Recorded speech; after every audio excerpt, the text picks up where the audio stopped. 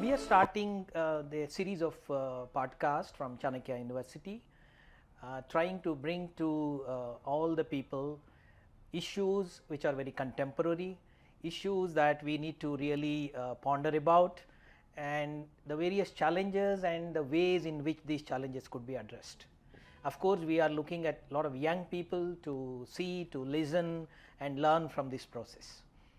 And today we are beginning it with I think a very thoughtful person who has been talking a lot about actually the future of thought. So, the first podcast is about the future of thought. There are a few critical issues that we are looking at: India as a nation, India as an economy, and India as a civilization, and the whole process of transformation through education.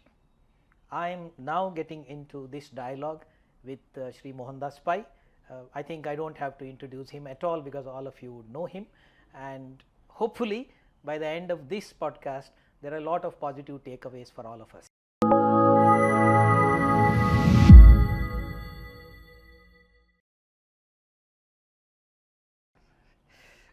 Okay, Mohanji, I am just trying to today get you to a dialogue which is essentially based on a few things that you have been talking about.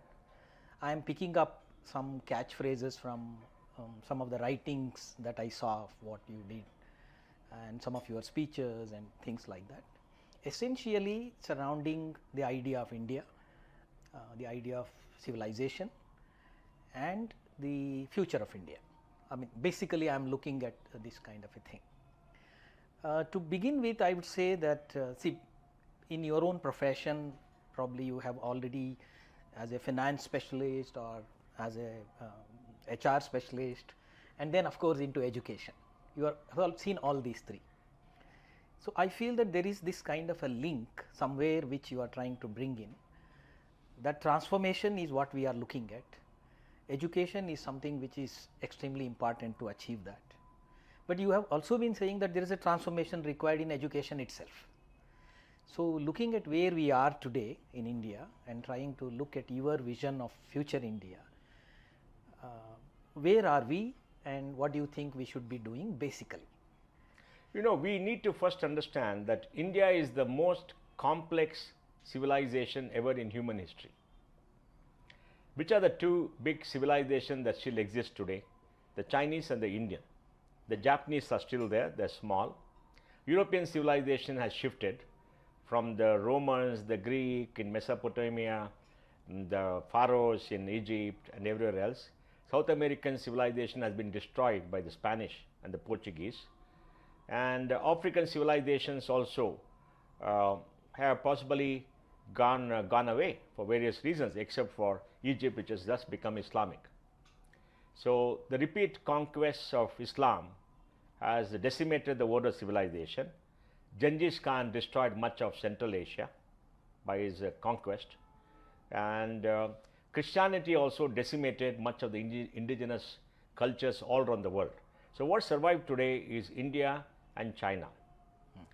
Now, if you look at China, China is very homogeneous with the Han people, and China had a very rigid centralized government for much of its history. The Chinese people respond to centralization, they are very homogeneous, and there is a control narrative there.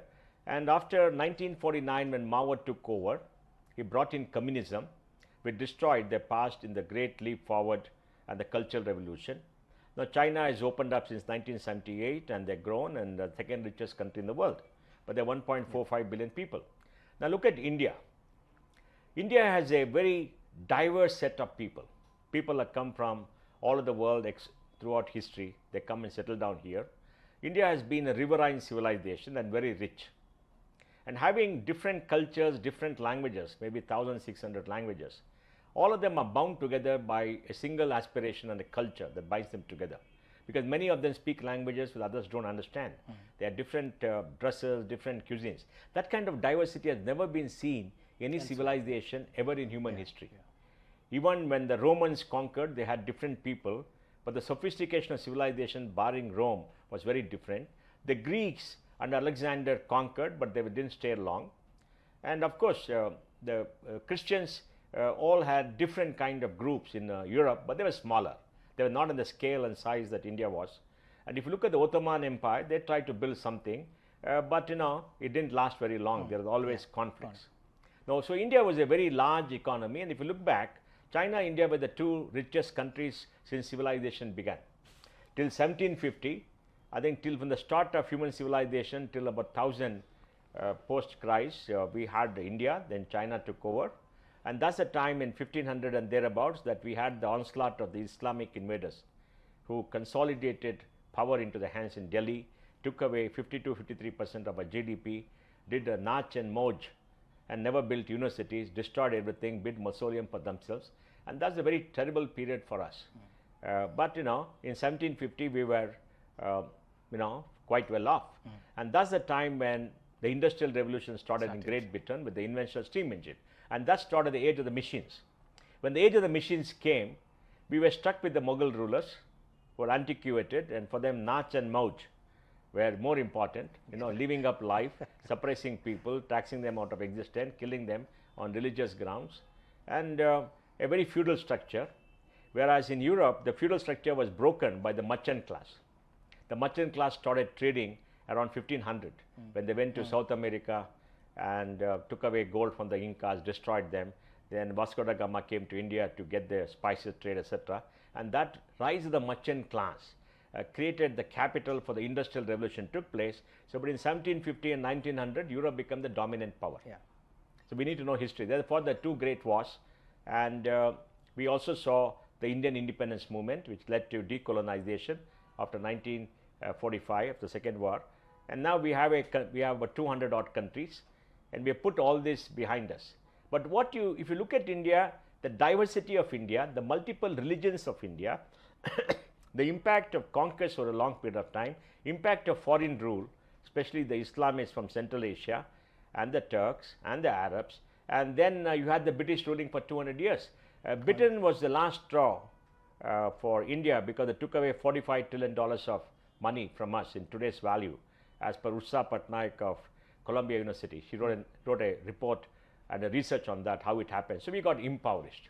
So, we need to understand what India is, and also understand that India has been very rich, and being a riverine civilization, we produce enough agricultural produce to feed our population and have surplus. And once you have a civilization where there is a surplus, people can spend time on the finer aspects of life. People can become skilled artisans. Yeah. India had the largest skilled artisan base in the world and was a very large export of textiles. Pliny the Elder wrote 2000 years ago that trade with India will impoverish Rome because India exported spices and textiles. The Roman toga was Indian cotton, the white dress that you see the Romans wear. And the Romans traded with India. We had these Muziris and other ports along the Indian coast, and they had to pay us in gold and silver. India still has 30,000 tons of gold. The largest collection of gold in the world is in India. It's in all Indian families. Government has very less. And this surplus allowed the creation of an intellectual class. And the intellectual class focused on answering the most relevant question humanity has ever had. Why are we born?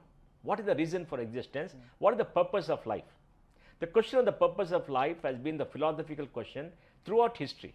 Right. Whenever people have got together, so-called intellectuals or learned people, the purpose of life and what we need to do when we leave has been the central force. Another unique thing about Indian civilization is, in the entire social structure, the scholar was at the top of the social totem pole. In all of the civilization, the soldier was on the top. Why the soldier? Because he had the strength of his body, he had the strength of his arms, and he could use violence to command everybody else.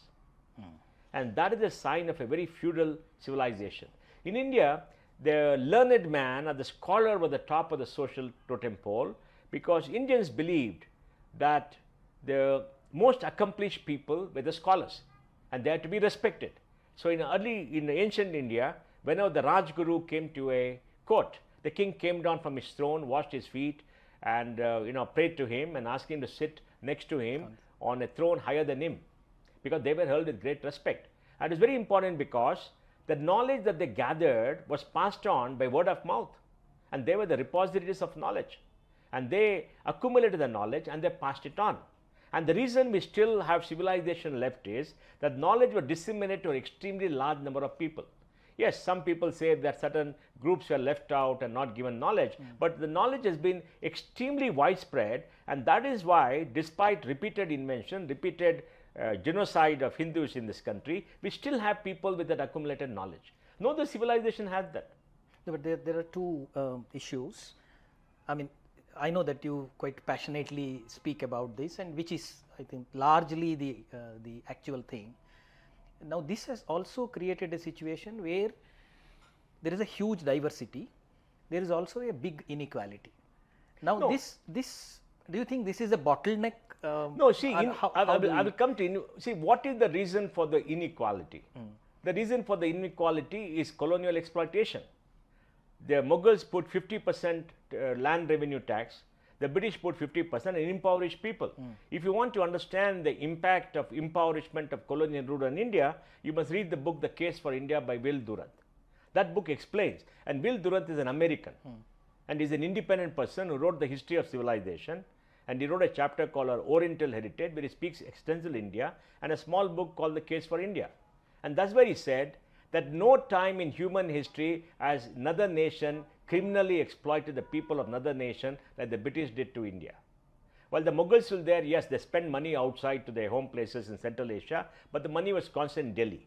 And you must know that Nadir Shah of Persia in 1732 or 1736, when he sacked Delhi, he took so much of wealth from India. We must understand the reason for the impoverishment, reason for the inequality has been the rule by outsiders for 800 years and the colonial exploitation of the British, which demolished the economic sustenance of people. After Clive took over in going forward. No, I'll come to that. When Clive took over in 1757, I think 1775 thereabout, there was a famine in Bengal. Bengal was the richest province in the world. The loot of Bengal led to famine where 5-6 million people died. Now, how did it happen? We never had famine in earlier times. I mean, people dying in such large numbers in earlier times, even if female. So, this inequality is a function of the economic exploitation of India. Now, after independence, what did we do? We made big mistakes after independence. The mistake was very simple. In 1947, we were the only economy in Asia which was intact because the war was not fought in India. Southeast Asia was destroyed, China was destroyed by the Japanese occupation, Japan was destroyed. So, we are the only economy standing despite colonial exploitation. We had of the 5 richest families in Asia, 3 were Indian. Of Great Britain owed us 1.5 billion pounds for the war effort, despite paying our soldiers maybe 1/10 of what they paid a white soldier. There was racial discrimination even at the time. 2.5 million Indians, 25 lakh Indians fought for the Allies in the Second World War, 15 lakhs fought in the First World War. And the fact that the Indian troops pushed the Japanese back from Kohima all the way to Southeast Asia to the sea, while MacArthur came from the sea for America, was what essentially defeated Japan. I think we need to understand this because human beings need economic freedom and political freedom. We got economic freedom only in 1991, political freedom in 1947, and the lack of economic freedom in the first 30 years has destroyed this country's future. And I'll give you some data. From 1950 to 1980, we grew at 3.5% a year in GDP in real terms, and population grew at 2.5%, per capita income grew at 1%. The world grew at 4.5%, and Asia grew at 6.5%, and 1980 we were poorer than in 1950 on a relative basis. Because when you grow at 1% for 30 years, it destroys you, and population grew. When Mao took over in 1949, he made a statement, women hold up half of heaven. He educated China's women in literacy. Our literacy was very pathetic, and Nehru brought in centralization, wherein he said government will run schools and everything else, and our literacy in 1991 was only 41%. So, we didn't make our women literate. Because our women were not literate, our women were not educated, they had more children. And now data says very clearly that educated women have lesser children and they are able to bring up their families, they are richer than uneducated women who have more children. So, population growth in the last so many years is a function of the fact we did not educate India's women at that point of time. What would Gandhiji have done?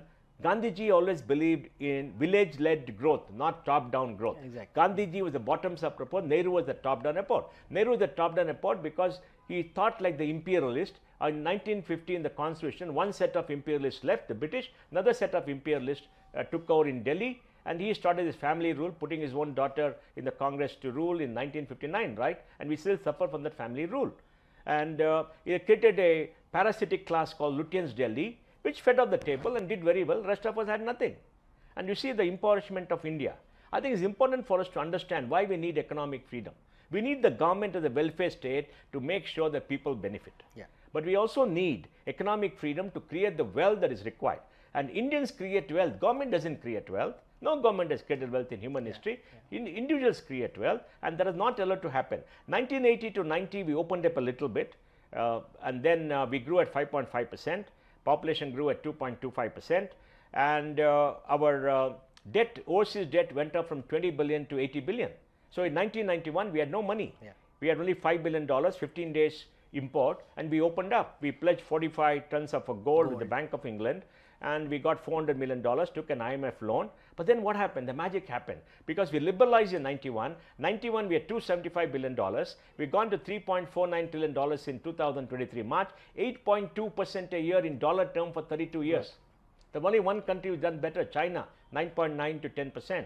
GDP grew from about 5,32,000 crores to about 72 lakh crores in 2023, 13% per year CAGR. That's extraordinary. Yeah. And that transformed India. There was nothing wrong in India except we didn't have economic freedom. But even during the 32 years, one step back, two step forward, one step back, they went back and back. You know that. Yeah. Even today, we don't have the kind of freedom to do many things. There are too many regulations, too many controls, because when you have controls, you spend too much time wasting on government, too much bad infrastructure. I think these are the things that have happened to keep us poor, but we have come up.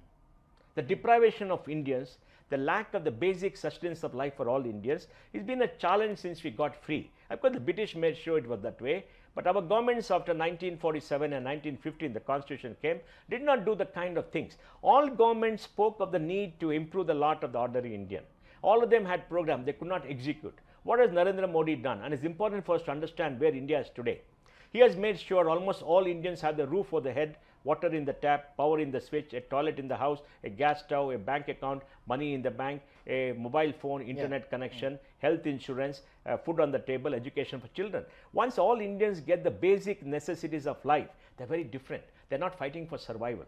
They're fighting for and working to get the quality of life up for all the children. And that is important. Today our fertility has come to 2.0. The whole of the South is 1.7.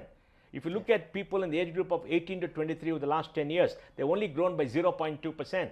We have about 13 crore people above the age of 60. By 2030, we'll have about 20 crore people above the age of 60. So we have an aging problem. We don't have a population growth problem. People are living longer. People are more healthy, and they got enough sustenance for themselves. Now, once you create a society like that, then you can grow. So the inequality that you saw has come down. The latest data saying poverty has come to 5% says the Gini coefficient has come down and inequality has come down. It is true that when the economy opens up, some people do better. When liberalization happened, the educated middle class has done much better. They participated in growth, their children got jobs, they educated, they send them abroad, that's grown. The people who are very poor didn't get education. But then you need one generation to happen. My parents were very poor. My father grew up in an orphanage. His father died when very young. He lived on almost nothing. He waited on tables in a hotel in Bombay when he was young. But he came to Bangalore, got a job. My mother told me stories about how they had no food in the house for 2-3 days. And her father went and worked somewhere, got 25 paisa, and they made some ganji in the house. I mean, she told me a few years before she died, about 2 years ago.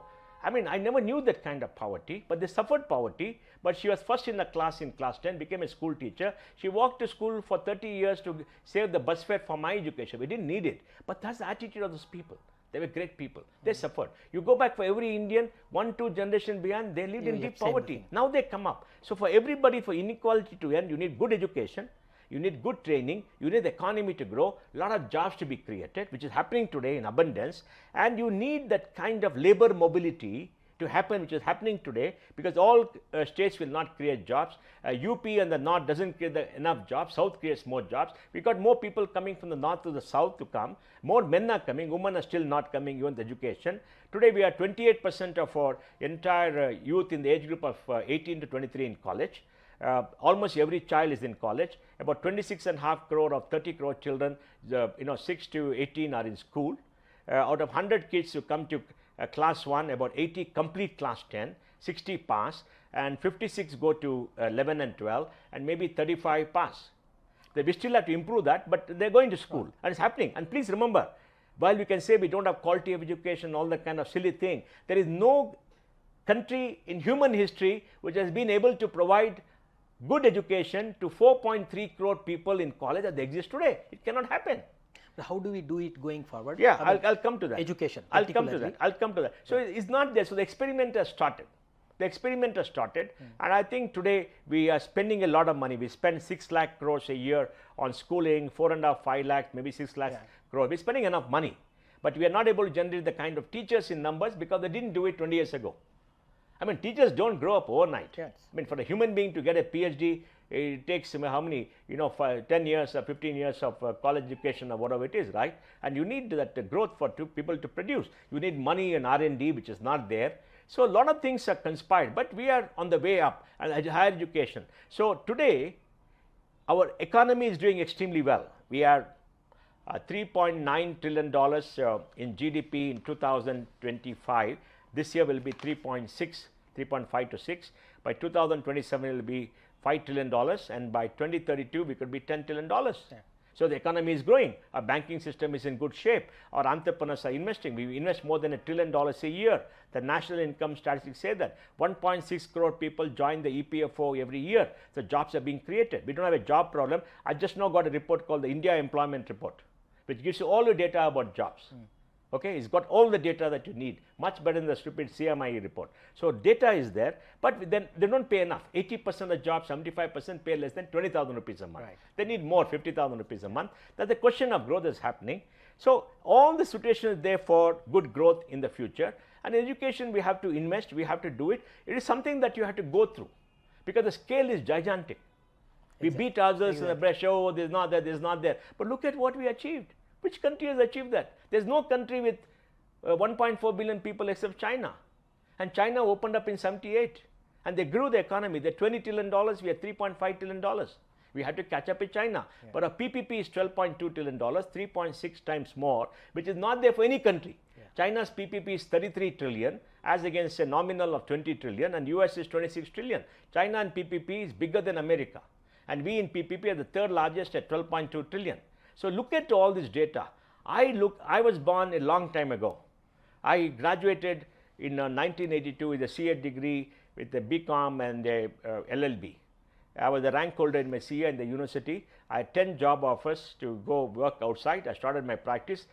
First 2 years practice as CA, I got 500 rupees a month, not enough for my SD. I used to go ask my mother for money, a grown-up man asking a mother for money. And when I ran a company in 86, I used to get 15,000 rupees. I mean, it's not enough, but it is okay. It's only then we got options and we did well. So we participated in this growth. So I think the economic situation has to expand, which is there. We have good economic policies. We have got great industry. We are competing. Our services sector is growing very well. Karnataka's services sector is 66% of GDP. It's like a developed nations are 70% plus. So we're doing all the things that's happening, and education is the core. Now, what are the challenges for education? If you permit me to talk about that. A couple of things before we come to this. I saw a couple of years ago you did a report, kind of a holistic development of Karnataka. You made a report. There were a few things which you were trying to say that, which also probably can be taken forward to the nation as a whole.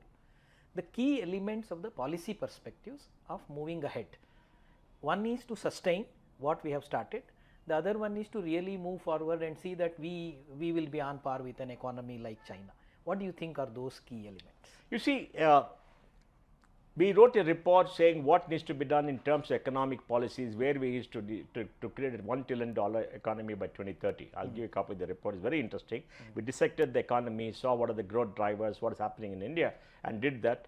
Of course, the government has to act on that, and there's very less thinking in the government. They're more focusing on day-to-day issues rather than bigger issues like that. That's a different challenge. But the big issue that we face, big issue that's major, we must have people-centric policies. See, we live in a society, we don't live in a business. Yeah. We live in a society. This is a democracy. Democracy is a system of competitive lobbies. And as a society, the greatest gift you can give young people is a good education. Right. The greatest big parents can give their children the good education. Greatest gift society can give the good education. And what is the good education? A good education is something we give them to learn and to think and become problem solvers. And that has to come from teaching, from experience, from doing work and growing up and much discussions, etc. And that has to be done on a scale which is there. And when you have first generation learners, second generation learners, poor people, middle class, rich, all coming together, is a bit difficult and it requires scale. We need a country where maybe 60-70% of young people in the 18 to 23 finish a three-year degree course. We need a thing where every child has mandatory to do 12 years of schooling. Our law should be right to education 8 years. We'll put it to 12 years. Every child should do 12 years of schooling and it should be state subsidized or available to the private sector so that no child is deprived of 12 years of schooling because of education. And we must have scholarships for a lot of poor kids to go to good universities or universities, at least finish this thing. Now you may say, what about quality? Amartya Sen said, a bad school is better than no school. Because when young people finish schooling at 18, they are part of a group, they learn how to live together, they go through the awkward years of adolescence and teenager group, they are very confused, they learn the world issues, then they come to college, they get greater freedom, they talk to people, interact with teachers, learn something, and they learn to negotiate, they learn to live together, and they grow up. That period is very important in everybody's life. That's where you become slightly more mature, your worldview gets formed, then you go into the workforce or society to do whatever you want for the rest of your life. So I think we have to create a landscape. So for that, what is required? One, in schools, we have to expand the school capacity by having more schools. One is infrastructure, much of the infrastructure has been done. And second is, we must stop prioritizing government schools versus private schools and say that students and parents have the right to go to any school which gives them good education and give them the money to go to any school of their choice. Because what happens today is, the moment you get some money, you don't go to government schools in most part of India and you go to private schools, you believe because they teach English and the teaching outcome is better. Right. There is no data to say the teaching outcome is much better. The top 25% of government schools, top 25 private schools all do very well. The brand equity for private schools is higher for various reasons. And the reasons are very clear. In the earlier generation, the best and the brightest went to government schools. Political leaders went to government school because they were the only schools. Other schools were less. Now they send the children to other schools and they teach them English. And English has become the business language and something that you feel the pride about, not the local language. And you don't do them in government schools for political reasons. I don't see why government school children should not learn English as a language, not as a medium. Let them learn English as a language. And like learning Tamil as a language, Kannada as a language, let them also learn English. So they can go all across India, let them learn Hindi, give them the choice. So we must open up the school sector and let the good flourish. Whichever the good school, they should compete and they should flourish. And that's why poverty is lack of purchasing power. Now, if I am poor, I don't have money to send my child to a school which requires 15,000 fees against the government school, I'll go there. And there, if I don't get government good education, which the government is obliged to give, they're not able to do, what happens to me? I'm deprived of the background and the good education. So I think we have to remove this dogma of government, private, etc. You see, government has three roles. One is to ensure that government lays down good policy for everybody, all citizens. It cannot discriminate, policy as per the constitution, as per the mandate. The second is, they must set up good regulators to ensure that everybody is well regulated in the sense they obey the law. Because we must not have crony capitalism, we must not have unbridled misuse of public money, etc. And in education, we must make sure the government schools or private schools, they deliver what they're supposed to do. And if government schools don't deliver, they undergo some punishment and private schools are shut down. Even government schools should be shut down. Why should government teachers continue to the jobs when they have 0 pass in the 10th standard, right?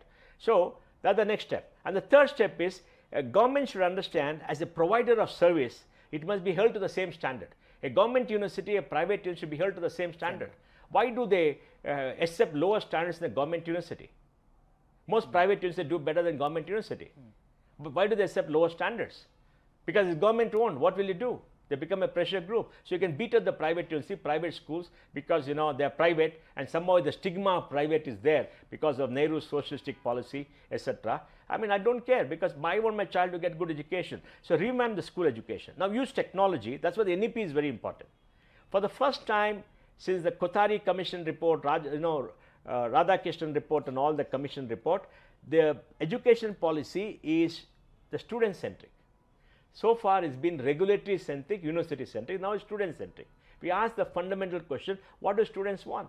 In schooling, it's a voyage of discovery. It's a place when you learn to grow up. You learn languages, you learn arithmetic, you learn to read, you learn to write, you learn to think, you learn to play with people, everything else, and you grow up, right? And that's what should come, and it'll be very holistic. Now, they said you should start from class 3. My grandson went to school at 2.5 play school. He speaks 6 languages. Because 3 to 6 a time when your brain is so plastic, you take everything. Your memory grows and everything. That's the time when you must go, play, learn, curiosity, and then the child wants external stimulus, you must give them stimulus. Then they go to school, and it's like a play school till I think class 3, because 6 years, and then they go to different levels, reduce the content. Make them experiment, make them write, make them think, make them interact with society, give them the freedom till class 12. So if you look at the curriculum which we grew up, everything got repeated after 8th, 9, 10, 11, 9, 10 we repeated, again 11, 12 we repeated. We don't have to repeat. And some of the old thing we don't have to study it. It's available somewhere. You can Google and find out. So you must make them think, and it should be more interactive. That's why the Gurukula system was the best. In the Gurukula system, what happened? The child went to the teacher's house, stayed as a family member, and the learning was through dialogue. It was not a one-way broadcast. See, how did education start in the classical economies? Like Greece had the academy, India had the Gurukula. So you went to the teacher's house, and your teacher taught you many things over 5 to 6 years. You lived with them, and there was questioning. Nachiketa's questioning of Yama is unbelievable, the kind of question young man could do, right? Yeah, I mean, it reminds me, do you think then that the modern knowledge and the Indian pedagogy, do you think this is a better balance as we No, but you move see, there's a forward problem. here? Let me explain the problem. That was there in the ancient world when not many got it because there are not enough teachers, etc. It's informal. Now the Industrial Revolution started. When the Industrial Revolution started, population also shot up, the post facto. And then you had large number of people, need for large number of people. So you had to put in a process where large number of people could come. There's a teacher who read the book, the teacher spoke to them, and they wrote down notes, passed the exam, got a certificate, they went out, got a job. So you need mass education. That was classical education, was class education. This is mass. Class doesn't mean discrimination, but short of smaller number of people. So this is mass education because the economies grew. When the mass education, you can't have the Gurukula system, because that input required is very huge. So you had that, but the mass education became a one-way broadcast. It stifled the curiosity of the child, stifled everything else. The creativity that was innate in human beings became less. Some, of course, are very creative. They broke out of the mold, but that's what we were educated in. Now we have come to a stage when population is no longer growing at the same pace.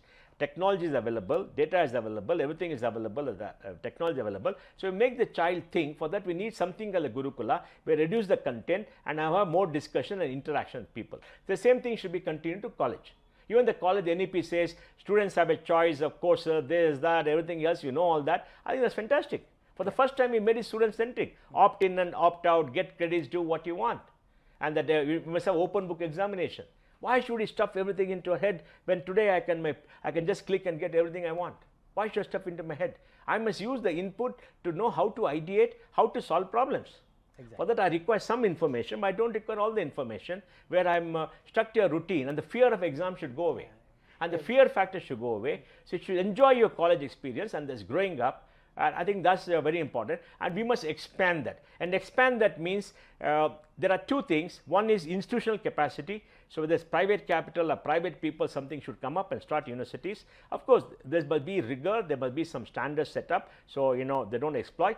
And all the students have been enabled to pay the fees, either to government schools or government colleges or elsewhere, so that everybody can afford to do something. And we as society who have benefited from government-led subsidized education, we must also give back and adopt some students, so more. So we must aim for a 50 to 60% young people completing college. And then of course, education is not only, education system is not only dissemination of knowledge, creation of knowledge. Exactly. And creation of knowledge requires R&D, requires thinkers, and they must support those thinkers. So you must have a good R&D fund like it happens in the West, and the fund is given to universities, so people spend time on research and the new educational knowledge. So we change the way entire thing is, and the NEP has it all. Do the politicians' children go to government schools? Do the IAS officer children government? They don't go to government schools. Why don't they go to government schools? Very few, maybe few. They don't go because they believe the children requires a break. They have to go to the best schools. And after finishing, they send them off abroad on scholarships and others. What about the rest of us? Correct. So this dichotomy and hypocrisy society should be exposed. But education is the key, and we must invest, open up, and as a society must come together. In the United States, young people have got $1.5 trillion of student debt. They're the richest country in the world. Can you have any country which sends its children outside education with a huge debt burden on the head? You can't do that. You can't do that. Yes. But they've got the debt burden. They spend their whole life paying off the debt. How can they be productive members of society? I don't understand that. So we must make sure as society we give that. And our society of civilization have that. You'll remember in the olden days, people used to come from villages and stay in a chowtry, and they go to each other's every house every day for dinner, right? It is there. Yes, you had the support system. I think that's what is required. Exactly. So I want to say that India, after independence, has gone through many vicissitudes, many phases. We got economic freedom back. Last 30 years have been very good. We have grown. We are going to grow in the next 10 years. Education has improved. Schooling has improved. Many things have improved. I mean, and a lot more needs to be done, and it's all set for people to do. But we need the economic freedom to do all that. And as a civilization, is extremely complex. I mean, we are all living together with so much of diversity, so much of differences, but all united in a common cultural matrix which binds us together. And I think that's important, because India is like a natural forest. Okay? You can have a homogeneous forest, but India is a natural forest. In the natural forest, there are many, many species of plants and animals that live together, each one living off the other. If a fire or something, flood destroys something, they'll all regenerate. But in a homogeneous forest, if a disease comes, everything is gone. They're destroyed, they're gone. Because why? They don't have the capacity to come back, to regenerate. India has the infinite capacity to regenerate. Now, that's the beauty of Indian civilization. That's why I believe if you look forward, Indian civilization will succeed and will dominate the world. Today, 25% of the world's population is shrinking. Last year, China's population shrank by 2 million. China's population 1.45 billion is expected to come down to 532 million by 2100. They're going to shrink. They're going to lose 800 million people.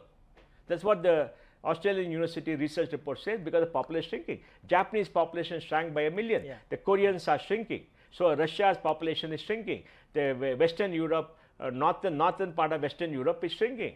So today, 25% of the world's population is shrinking in actual numbers.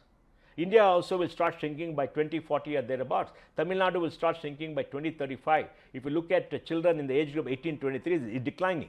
Like I said, it went up by 0.2%, but for Karnataka, it's declined in the last 10 years. We have less young people 18-23 than we had 10 years back. 12 years back, Karnataka used to have 12 lakh babies. Now I think it's about 10 lakhs. Now, 10 years back, we used to have 3.5 lakh people die. Now, 5.5, 6 lakh people are dying. So, if you take the trajectory, in 10 years' time, there will be more deaths than births, and population will shrink. Tamil Nadu will shrink. Kerala will age. The whole of the south will start aging 2035 onwards and shrinking. So, this is an issue. So, that's why we have to educate children. We are doing well. A lot of things are happening. We are much better today than we were 20 years back. 20 years back, we are much better than 20 years before that. And 20 years from now will be much better.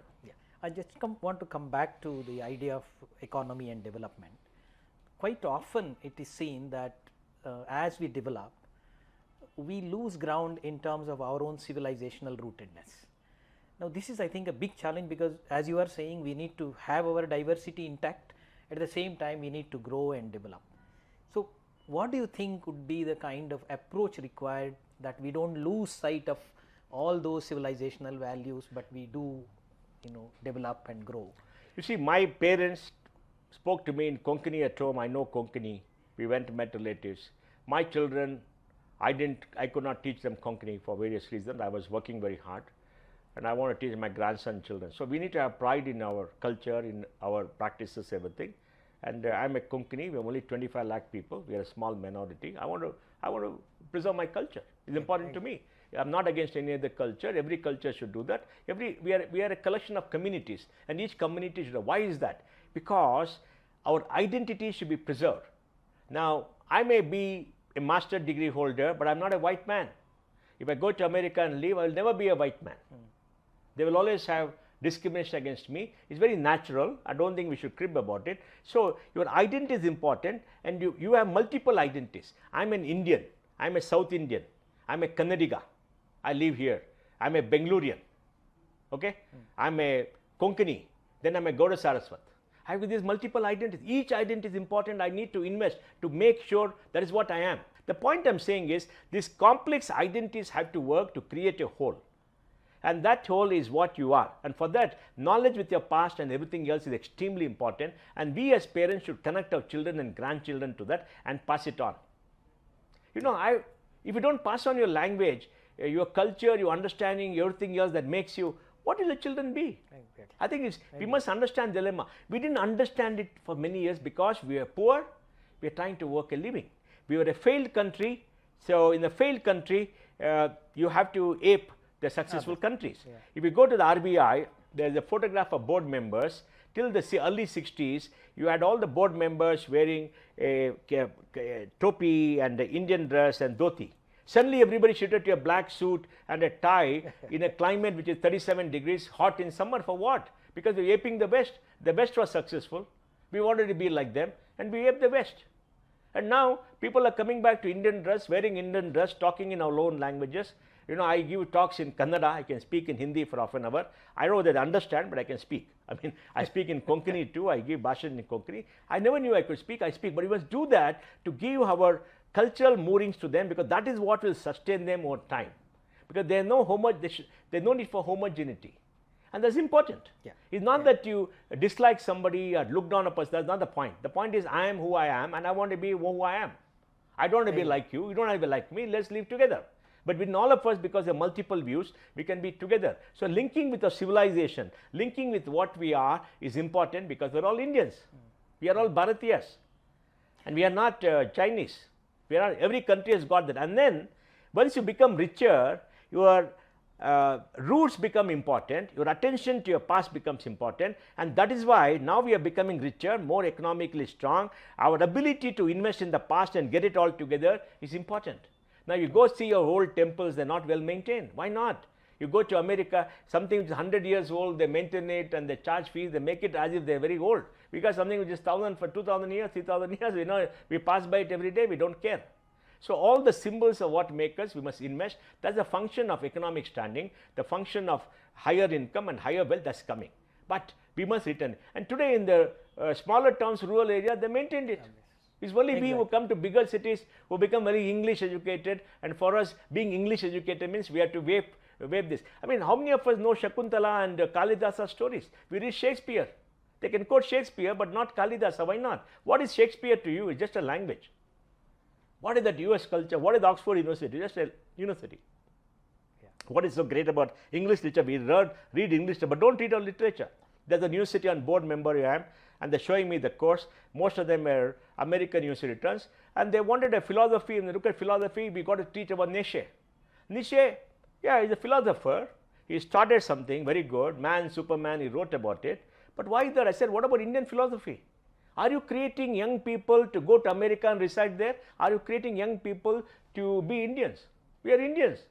You teach world philosophy, it's good. We must learn about the world. But we must learn about ourselves first.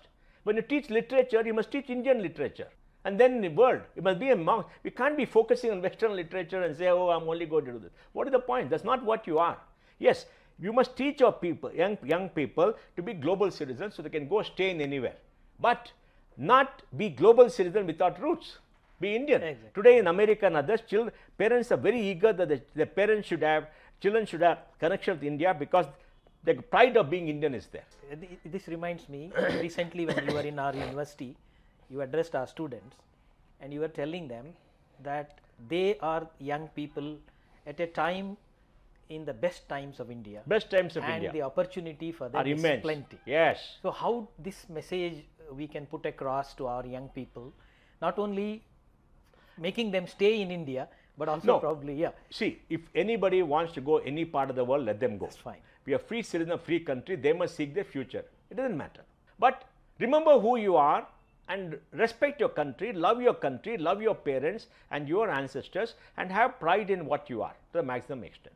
So I want to tell all these young people, like I said, look, this country is doing very well, economic opportunities are all there, things are growing, you're getting so many facilities, make the most of it, and you decide where you want to be and have pride in what you are. Even if you go outside, stay outside, which you do, but if you want to, remember you are still looked as an Indian.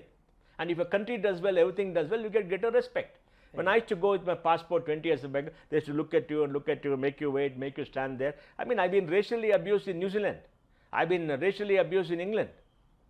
In the US, they ill-treat everybody equally, so it doesn't matter. But I've been racially abused. In the Lufthansa Lodge, I've been racially abused. And now when I go, they see my Indian passport, ITO, and all, they give you respect because India is doing well. So I think it's important for the country to do well, for you to have pride in yourself and stand up as an equal citizen anywhere and not allow anywhere denigrate your country, denigrate your parents and all that. Yes, we are still poor, we still have to grow up, but we are growing up. But remember, we are 17% of humanity. We can't have somebody who is 0.5% of humanity like UK preach to us. UK is as big as Karnataka, 65 million people. I mean, they're 0.8% of humanity. We are 17% of humanity. Why should we bow our head to anybody? We should be respected, when we should have a share of world policies, right? So we must explain all this to young people and tell them, go and seek and you will have multiple opportunities and this is where you are, but you decide where you want to go, you have full freedom and this country is giving you the freedom. Nobody is stopping you to take a passport and go out. Want to go, go. Want to stay, stay. Yeah. Why should we preach to them, right? It's up to them to decide. I think that's important. Earlier there was a force compelling go outside because they could go out and get a job, buy a house and have a bungalow and all that. Here many people are doing it. So want to go, go. So that's my philosophy. But we must tell our students our story, our struggles, what we were, what happened to us, why. Our history should be told. So they must remember that throughout history this has been the richest country in the world. For very good reason. Throughout history this has been more learned country. We're still around. We still have a culture. We still survive. No civilization has survived with the kind of brutality that happened to India. It didn't happen to China, never happened to Japan. It happened to the Incas and others of Malaysia, of South America, who were an advanced civilization. It happens to people in Central Asia or Genghis Khan. It happened to other places. And it happens to the Europeans went and decimated all local thing. I mean, they went to America and killed 60 million American Indians. They had a civilization. It may not be up to your liking. You are richer, but they destroyed them. They took away the land. They stole their land, right? So that's why history is important. History without ideology, as facts as much as possible, and we must teach them and educate them and make them good global leaders, and it's up to them. But as parents, we must imbibe our culture. We must do this. You see, when I do the tithi for my father, he passed away in 94. I do the tithi for my forefathers. I got to say my father's father. Yeah. And I remember it struck me. You know, there's a long line of people, my forefathers, who sacrificed so I could be better because they sacrificed to build this country, do everything else. Now I must pass it on. It's my duty. If I end my line, it's the end of it. Who's going to do anything for them? They're gone. All of us become piece of history with no memory. But when you are children, you must try your best to pass it on, and hopefully they'll continue some tradition. Now, is there meaning in tradition? Is there anything else? It doesn't matter. It's belief. Rain, rain, stop again and come back another day. We need rain. That's English, where it rains every day. But here we need the rain. Rain, go away. What rubbish is this? Baba black sheep. We don't know what is the black sheep. Never seen a black sheep in our lives. So we are, that foreign thing should go. I think that's important. Yeah, there are two very independent things, but I think that's finally what I want to know. We are in a threshold of, I think, a kind of a takeoff in terms of the economy. What do you think are the 3-4 most critical things that as a nation we should be doing to sustain and to speed up this growth and development? We should be united as one people against outsiders. United as one people means, yes, we have multiple differences, we are very different people, we argue, we do everything else, but that's fine. There should be no violence. Anything not united will not survive. Yeah. And we are not being united as one country because we are a collection of kingdoms united by culture, not politically. Now we are politically united. The second thing is, we must develop our economy. Because the economy that gives us sustenance to have a good quality of life in a sustainable way without destroying the environment. You see, the Eastern school of philosophy and religion teaches us, like Hinduism, Buddhism, Jainism, Sikhism, whatever it is, Confucianism, that we are all creatures of nature. and every creature of nature has a right to sustenance and survival. We must take from nature what is required for a survival and not for a individual aggrandizement. We should not be greedy, we should not destroy nature, we are part of nature, and that's why we must lead simple life and not destroy nature. So we must have sustainable growth, economic growth, because that creates sustenance. Second thing is you must invest in people. People are the most important. We all live to, society is made of people, it's not made of buildings, bridges, railways. So they're all ingredients as inputs. The output is a population and people who are well educated, well nourished, where every child can realize his or her dream, and society enables them to live together under the rule of law. Now we must invest in people, give them good education, give them good training, and give them opportunities for growth in a very competitive environment, and take care of the vulnerable. Why take care of the vulnerable? Because we are all part of the same country. Now, whether I am born in a family where my mother educates me or born in a family where my mother is illiterate is not decided by me. It's the ovarian lottery, like Manish Sabharwal says, right? So the fact of my birth should not lead to different consequences. So we must neutralize that to make sure every child gets opportunities to do that, and that is what we must do. I remember in Akshay Patra, we didn't have money. We said, so long as the hungry child will feed, we borrowed money from a bank, and we borrowed 2 crores. We didn't have money, and suddenly one day Sudha Moti came and gave us 2 crores, and it was heaven, because we are discussing, and I told them that, look, so long as the hungry child, let us go and feed. They're all Krishna's children. They're all God's children. Maybe not our child, they're all God's children. They're our children. Every child is our child, and there should be no child left behind. Every child should be nourished. Every child be enabled to get a good education and to realize their dream. That is our commitment as individuals or society who have benefited from the hard work of our forefathers. All of us got good education, free education. We've done very well. We must pay back. And we must accumulate wealth. We must do well. But there's no point taking the wealth with you. In your lifetime, give away the wealth. Make society better. Give it for education. Yeah. Because that's the greatest satisfaction you can have in your life, that you brought your family up well, you discharge your obligation to your family, everybody, your siblings and everybody else, and you are given back. You come with zero, you go with zero, go with happiness. So I think that attitude of compassion is what is required. So invest in people, create a compassionate society, but a competitive society. There should be no doors beyond sustenance. Nobody should say, I'm not going to work and I'm not going to do this, right? So create that competition. Let there be a voyage of discovery. Let there be excitement in growing and doing new things. All that in a sustainable way. And we should have great debates. We should have disagreements, but no violence. So we got to create these 3 big things, right? The first thing, we got to be united. So the response is everybody. So no violence. Second thing is, I'll put it second, invest in people and everybody, and grow the economy. If all the 3 things happen, we will be Ramarajya. What is Ramarajya? Ramarajya is a society where there is no want, where there is justice, there is no oppression of people, and every person can realize their dream, and we will work together to make it happen. I think that's a very important concept of Ramarajya. There's rule of law. Yeah. It's only rule of law which protects people who don't have power and money against people who have power and money, to equate them and to create a normal situation. So I think this is what is our dream, and I think should be our dream. Yeah, the second one, again, it's not related to this.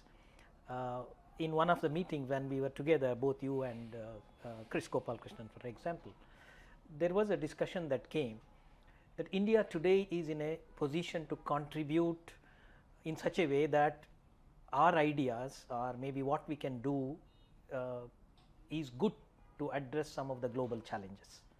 So we can do as much in technology as we can do through civilizational kind of things.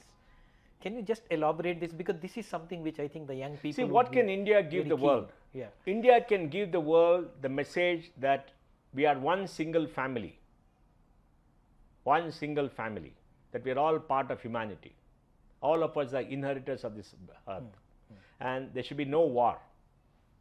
Like Prime Minister Modi told Prime Minister Putin, I think, President Putin, there is this time is no time for war. There should be no violence, there should be no war. Nations should live in peace. That's the message that we had to give. Vasudhaiva Kutumbakam, which was there the theory for one world, one family, and that you must do. Vasudhaiva Kutumbakam, right. So that's what you must give, and you must really live it. So we have an ongoing engagement with everybody else. And second, We are one of the great creators of technology, and our model of technology has been very different from the Western model and is again civilizational. We are creating technology as platform for everybody to use and everybody to prosper without giving control of the technology to any single monopoly. Like we produce a digital public good like Aadhaar and all that, and we have the second largest human capital for technology in the world. Very soon, in 2 years' time, we'll be having the largest number of technology people in India and globally, and that you must leverage to make sure that the benefits of technology goes to everybody else, the benefit of great medicine goes to everybody else, the benefit of good education goes to everybody else. We must have many Indians go to teach in other universities, many Indian doctors go and give succor to everybody. We got fantastic capital, and you must have our technology people working all over the world. And that's what we meant when we said that there are two things. One is a civilizational message of living in peace, resolving differences and no violence, and making sure there is prosperity for everybody, and underscoring that we are all one family, we are all human beings, and yeah, we may have different ethnicities, maybe white, black, whatever it is, brown, whatever it is, but those are all incidents of history, but we are all human beings and we should live together. And the fact that you follow whatever religion you want, but that should not lead to discord and differences. That's an individual choice, and nobody is superior, nobody is inferior. It all depends on what you want to do. And the second is about technology as an enabler, as an input to improve the quality of life, improve people's health, and give them access to it. Beyond that, you use it and do what you want, but that access and all should be done in a way where it doesn't exclude anybody else and doesn't create digital monopolies who could control and rule and shut you out. The biggest danger of technology platforms is that you can be shut up. So that fear for domination and that urge for domination is there, which is very good because that leads to growth, that leads to innovation, but that's be tempered with the rule of law where you don't use force to dominate anybody else or deprive anybody of their rightful place. So everybody has a place. But that's the understanding of a civilization. Yeah, I think there are a lot of questions which I would like to probably keep asking. We can continue, I think, this kind of a dialogue sometime. What I can say is that I am end of this particular dialogue, I am probably leaving with a lot of positive takeaways. The way you are putting it in terms of the idea of trying to understand India on those positive terms and various possibilities for young people to take it forward. So at that point, I would say that people like you are setting examples for a lot of our young people to look at and then say, okay, I mean, there are people who have taken us to this stage and we should take over from here and try to really lead it in positive way. That's, I think, a very good message, at least for me, so I can convey it to my students. Thank you very much for that. Yeah, I would like to just say that, look, whatever happens, the sun will rise in the morning, set in the evening. Yeah. Now, you must know your place in society. You may be the greatest empire builder, greatest emperor, most powerful person, but the sun will rise in the morning and set in the evening. Whether you are around or not is irrelevant. So you can't control that. So make the most of it, be a good person and be happy. Yeah. Thank you so much.